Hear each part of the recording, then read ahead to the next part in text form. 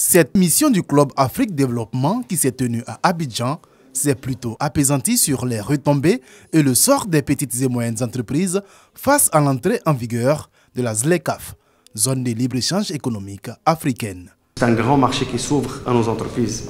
Il faut saisir l'opportunité. Bien entendu, en développement, une véritable offre exportable, compétitive, de qualité, made in Côte d'Ivoire. Et sommes-nous suffisamment préparés? Avons-nous tiré les leçons de nos initiatives passées? De quel modèle nous inspirer, voire quel modèle créer? Autant de questions sur lesquelles ont cogité les participants à cette rencontre.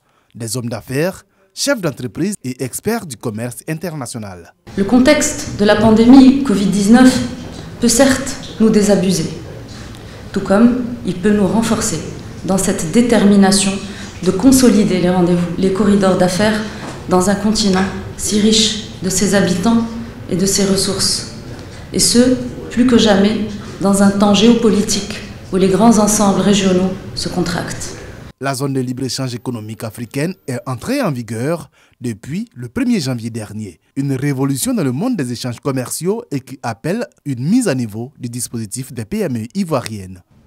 Notre pays l'a si bien compris qu'il s'est engagé à entreprendre des réformes idoines afin d'accompagner les entreprises ivoiriennes à faire face aux nouveaux défis de la mise en œuvre de la ZLECAf.